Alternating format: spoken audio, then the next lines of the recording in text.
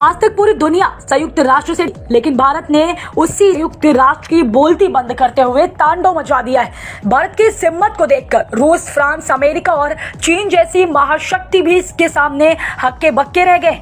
आज तक यूएन के खिलाफ किसी भी परमानेंट मेंबर ने भी ऐसा नहीं बोला होगा जो भारत ने खुलेआम संयुक्त राष्ट्र के पटल पर दहाड़े मारकर बोला है। दोस्तों, भारत ने अपने इस बयान से साबित कर दिया है कि अब भारत को वीटो पावर की कोई जरूरत नहीं, क्योंकि भारत खुद यूएन काफी बड़ा बन चुका है। अब तक चीन यूएन में भारत को वीटो पावर और परमानेंट सीट चलिए तरसाया करता था, लेकिन भारत ने एक दूसरा रास्ता अपनाते हुए ऐसा मास्टर स्ट्रोक खेला है जिसके सामने चीन चारों खाने चित हो गया। चीन को समझ नहीं आ रहा है कि आखिर भारत ने अचानक इतनी अतरंगी और अलबेली चाल दिखाते हुए संयुक्त राष्ट्र को पहेली बना दिया है। भारत ने यह साबित करते हुए पूरी दुनिया को दिखा दिया है कि संयुक्त राष्ट्र और वीटो पावर की कोई जरूरत नहीं बची। मतलब अगर आप भारत को परमानेंट सीट और वीटो पावर नहीं दोगे तो भारत भी आपको नहीं छोड़ेगा। भारत भी यूएन को टुकड़ों टुकड़ों में बर्बाद कर देगा, क्योंकि हमारा भारत 70 साल तक यूएन का फाउंडिंग मेंबर होने के बावजूद आज तक परमानेंट सीट और वीटो के लिए तरसता रह गया। भारत को आज तक सबने हल्के में लिया था, लेकिन अब भारत लठ बंधन पर उतर आया है और संयुक्त राष्ट्र में अपना लठ गाड़ दिया है, जिसके बाद यूएन के 5 सदस्य समेत खुद संयुक्त राष्ट्र भी सहमा हुआ है। भारत ने यूएनएससी की लंका में आग लगाते हुए सारा खेल ही पलट दिया है और अब चीन भी कुछ नहीं बिगाड़ पाएगा। सेकेंड वर्ल्ड वॉर के बाद सिक्योरिटी काउंसिल को हाईजैक करने वाले ये 5 देश परमानेंट सीट छोड़ने के लिए आज तक तैयार नहीं हुए और ना ही नए मेंबर को परमानेंट सीट देना चाहते। लेकिन अब भारत ने अपने माइंड गेम से इन 5 की बत्ती बुझा दी और पूरी दुनिया में भारत छा गया है। वर्ल्ड मीडिया में सिर्फ और सिर्फ भारत की चर्चाएं हो रही हैं।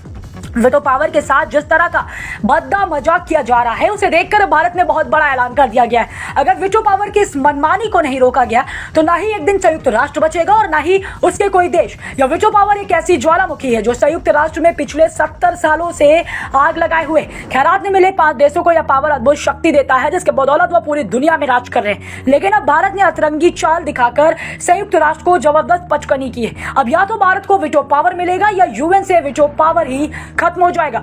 आर पार की इस लड़ाई में भारत ने पटाखा फहरा दिया है और अब संयुक्त राष्ट्र में भारत की प्रतिनिधि मसाल लिए इस बात का ऐलान कर चुके हैं कि अगर भारत को वीटो जल्द नहीं मिला तो संयुक्त राष्ट्र भस्म होने वाला है। सिर्फ 5 देशों को वीटो पावर दिए जाने और उसके राजनीतिक दुरुपयोग पर भारत भड़क गया है। यूएनएससी में सबको खरी खरी सुनाई। जयशंकर और मोदी के नेतृत्व में भारत ने संयुक्त राष्ट्र में जो बौकाल मचाया है वो इससे पहले कभी देखने को नहीं मिला था। इस वक्त सिक्योरिटी काउंसिल की अध्यक्षता कोई और नहीं बल्कि भारत का जिगरी दोस्त रूस कर रहा है और वह भारत की इस खूंखार चाल को देखकर बेहद हैरान है। उसे भी समझ आ गया है कि अब भारत वीटो के लिए बिना चैन की सांस नहीं ले सकता। संयुक्त राष्ट्र सुरक्षा परिषद में सिर्फ 5 देशों को वीटो पावर दिए जाने और उसकी राजनीतिक दुरुपयोग को लेकर भारत आग बबूला हो गया है।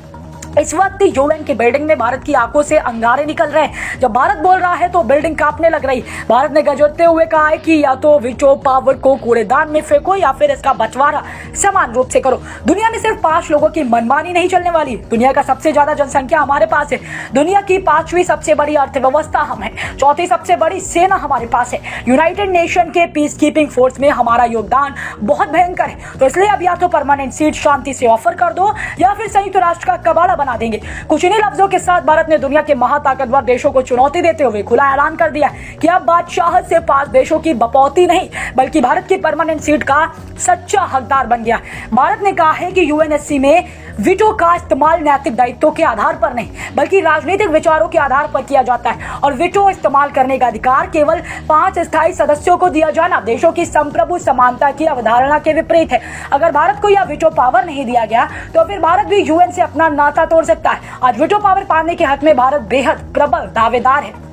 संयुक्त राष्ट्र में भारत के प्रतिनिधि ने 193 सदस्यीय महासभा द्वारा वीटो पहल को पारित किए जाने के 1 साल बाद वीटो के इस्तेमाल पर आयोजित महासभा की बैठक में कहा था कि पिछले 75 साल से अधिक समय में अब सभी 5 स्थायी सदस्यों ने अपने अपने राजनीतिक हित साधने के लिए वीटो का इस्तेमाल किया है। 75 साल से हम भी वीटो के लिए लाइन में खड़े, लेकिन अब सब्र का बांध टूट चुका है और एक नया यूएन बनाने की नौबत आ गई।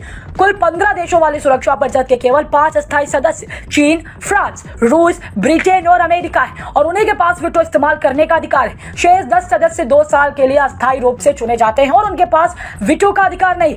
माथुर ने कहा कि वीटो का इस्तेमाल नैतिक दायित्वों से नहीं बल्कि राजनीतिक विचारों से प्रेरित होता है। सभी परमाणु देश कई दशकों से अपनी दादागिरी झाड़ते आ रहे हैं। जब तक ये अस्तित्व में है, वीटो का अधिकार रखने वाले सदस्य देश ऐसा करते रहेंगे, भले ही कितना भी नैतिक दबाव क्यों ना हो।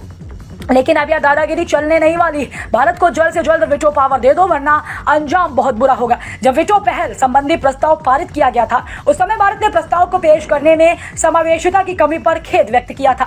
माथुर ने दोहराया कि वीटो संबंधी प्रस्ताव दुर्भाग्य से संयुक्त राष्ट्र सुरक्षा परिषद के सुधारों संबंधी सीमित दृष्टिकोण को दर्शाता है और यह समस्या के मूल कारण की अनदेखी करते हुए एक ही पहलू को उजागर करता है। इसलिए अब इसका स्थान डस्टबिन बन गया है। अभी तो पावर में आग लगा देना चाहिए, क्योंकि इसका दुरुपयोग हद से ज्यादा बढ़ गया है। उन्होंने कहा कि वीटो इस्तेमाल करने का विशेषाधिकार केवल 5 सदस्यों को ही दिया गया है। यह देशों की संप्रभु समानता की अवधारणा के विपरीत है और द्वितीय विश्व युद्ध की केवल इस मानसिकता को बनाए रखता है कि लूटा गया सामान केवल विजेता का होता है। आप लोग केवल लूटे हुए सामान को हड़प कर बैठे हुए हैं, जिस पर भारत का स्पेशल और विशेष अधिकार है। माथुर ने यूएनएससी सुधारों पर अंतर सरकारी वार्ताओं में अफ्रीका के रुख को उद्धृत करते हुए कहा कि सैद्धांतिक रूप से वीटो को समाप्त कर दिया जाना चाहिए। अब इसकी कोई जरूरत नहीं रही, क्योंकि इससे दुनिया में भय, पक्षपात और युद्ध का माहौल बनता जा रहा है। बहरहाल आम न्याय की बात करें तो जब तक यह बना रहता है, तब तक इसमें नए स्थायी सदस्यों को शामिल करके उन्हें भी अधिकार दिया जाना चाहिए। माथुर ने जोर देकर कहा कि मतदान के अधिकार के संदर्भ में या तो सभी राष्ट्रों के साथ समान व्यवहार किया जाए या फिर नए स्थायी सदस्यों को भी वीटो का अधिकार दिया जाना चाहिए। उन्होंने कहा कि हमारे विचार में नए सदस्यों को वीटो का अधिकार दिए जाने से परिषद की प्रभावशीलता पर कोई प्रतिकूल प्रभाव नहीं पड़ेगा।